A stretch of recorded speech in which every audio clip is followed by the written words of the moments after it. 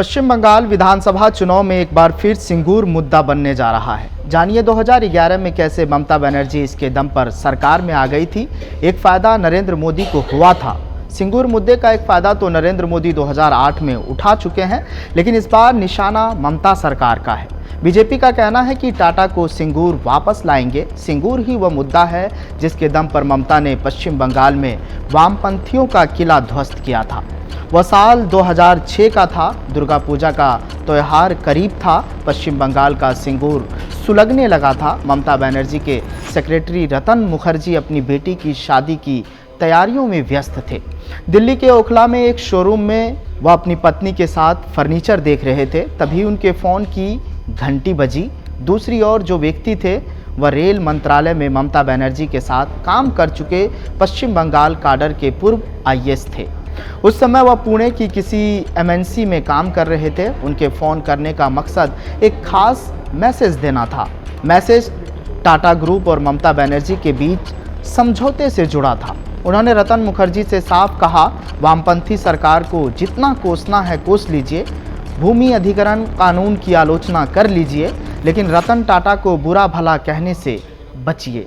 यही नहीं, उन्होंने यह तक कहा कि मैनेजिंग डायरेक्टर की रविकांत वर्मा सहित टाटा समूह के प्रतिनिधि इस बारे में कोई रास्ता निकालेंगे, लेकिन ममता बनर्जी से मिलने भी आ सकते हैं। जिस दिन फ़ोन आया उसके अगले ही दिन ममता बनर्जी सिंगूर में रैली करने वाली थी, इसलिए रतन मुखर्जी ने फ़ौरन ममता बनर्जी तक वह संदेश पहुंचा दिया। पेंगुइन से प्रकाशित शुतापा पॉल की किताब दीदी द अनटोल्ड ममता बनर्जी के मुताबिक संदेश सुनकर ममता भड़क गई। बोली, अब आप हमें बताएंगे कि रैलियों में क्या बोलना है क्या नहीं। रतन बोले, मैं तो आप तक सिर्फ संदेश पहुंचा रहा हूं।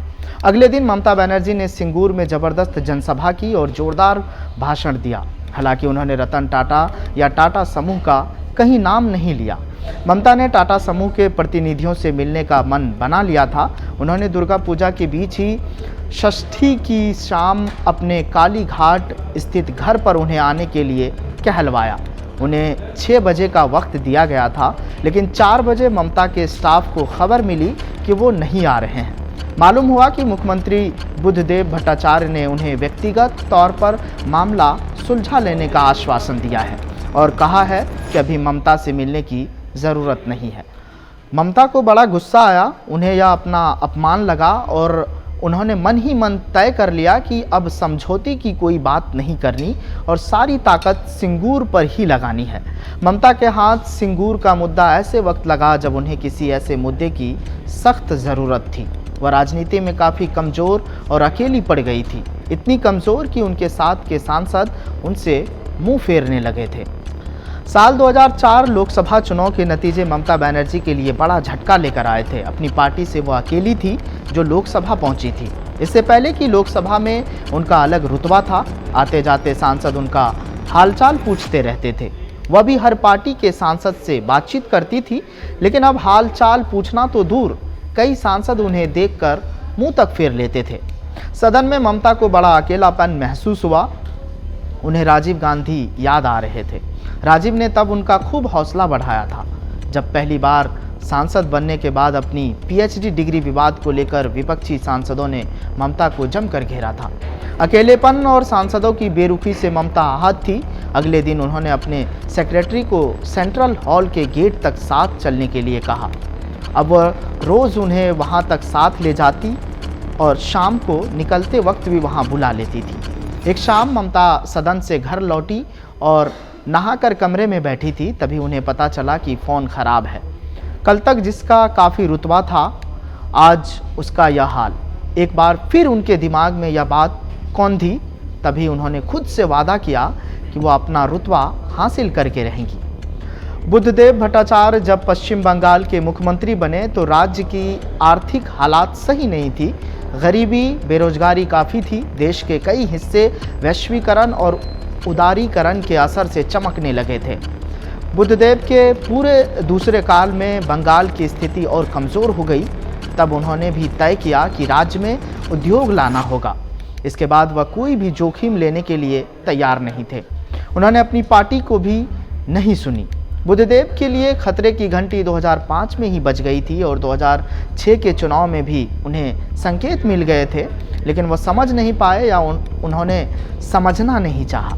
2005 में बुद्धदेव सरकार ने दक्षिण 24 परगना जिले के भांगड़ में एक्सप्रेसवे के लिए ज़मीन का अधिग्रहण करने की मंजूरी दी थी। तब ममता बनर्जी ने नंदीग्राम में विशाल रैली की थी और खेती योग्य ज़मीन लेने का विरोध किया था। अगले साल हुए चुनाव में ममता ने भले ही कम मार्जिन से लेकिन नंदीग्राम में वामपंथियों का किला ढहा दिया था। इस संकेत से बुद्धदेव ने कोई सबक नहीं लिया। 2006 के पश्चिम बंगाल विधानसभा चुनाव में वामपंथी पार्टियों को 294 में से 233 सीटें मिली थी और टीएमसी 30 पर सिमट गई थी।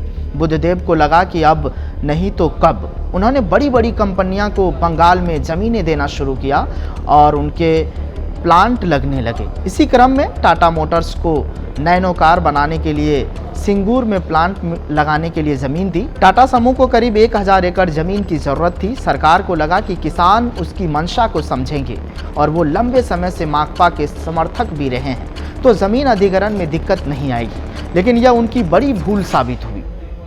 सीपीएम ने किसानों को हल्के में लिया। उनकी ज़मीन लेने से पहले उन्हें विश्वास में लेने की कोई कवायद नहीं की गई। सरकार ने सीधा आदेश निकाल दिया और सोचा कि लोग चुपचाप इसे मान लेंगे। यही वो गलत साबित हुई। गठबंधन सरकार में शामिल माकपा के साथी दलों को भी सरकार का यह तरीका सही नहीं लग रहा था। बुद्धदेव कह रहे थे कि जो ज़मीन ली जा रही है वह ज़्यादा उपजाऊ नहीं है। दूसरी ओर विरोधियों, मीडिया आदि ने ज़मीन को काफ़ी उपजाऊ बताया। यह नैरेटिव किसानों में सरकार के खिलाफ गुस्सा भड़काने में काफ़ी मददगार रहा। 18 मई 2006 को शपथ लेने के कुछ ही देर बाद बुद्धदेव भट्टाचार्य राइट्स बिल्डिंग में रतन टाटा के साथ आए और ऐलान कर दिया कि देश की सबसे सस्ती कार नैनो सिंगूर में बनेगी। इसके तुरंत बाद जुलाई से ज़मीन का अधिग्रहण शुरू हो गया। उपजाऊ ज़मीन के लिए 8 करोड़ 90 लाख प्रति एकड़ और बंजर ज़मीन के लिए 6 लाख रुपये प्रति एकड़ का मुआवजा तय किया गया। ज़मीन देने वालों के पुनर्वास की कोई ठोस योजना उन्हें नहीं बताई गई। असल में इसकी कोई ठोस योजना थी भी नहीं। न ही राज्य में इस तरह ज़मीन अधिग्रहण किए जाने का पहले कोई उदाहरण था, जहां लोगों ने केवल नौकरी की उम्मीद में एक मुश्त पैसे लेकर अपनी ज़मीन छोड़ दी हो। जैसे जैसे सरकार ने अपना काम तेज किया, वैसे वैसे ही विरोधी भी मुखर होने लगे। ममता बनर्जी ने भी अपनी पूरी ताकत लगा दी थी। लगातार विरोध प्रदर्शन, हिंसा की आग में सिंगूर जलने लगा। अंततः 2008 में टाटा ने घोषणा कर दी कि उसने सिंगूर में अपना प्लांट नहीं लगाने का फैसला किया। नरेंद्र मोदी तब गुजरात के मुख्यमंत्री थे। उन्होंने रतन टाटा को मैसेज भेजा, स्वागत है। उन्होंने सांसद में टाटा को ज़मीन दी और देश की सबसे सस्ती कार नैनो वहीं से बनकर निकली। इन सारी घटनाओं के बाद 2011 में जब पश्चिम बंगाल में चुनाव हुए तो वामपंथी का 3 दशक से भी ज़्यादा पुराना शासन खत्म हो गया। ममता बनर्जी की बतौर सीएम ताजपोशी हुई। तब से वह सीएम बनी हुई है और चौथी बार सरकार बनाने के लिए कमर कस चुकी है। फिलहाल इस खबर को लेकर आप क्या सोच रहे हैं, कमेंट कर बताइएगा ज़रूर। ये खबर आपके लिए विकास राजपूत लेकर आए थे। कैमरे के पीछे मिनहाज है। मेरा नाम सद्दाम करीमी है। आप मुझे जनतंत्र पर देख रहे हैं। शुक्रिया।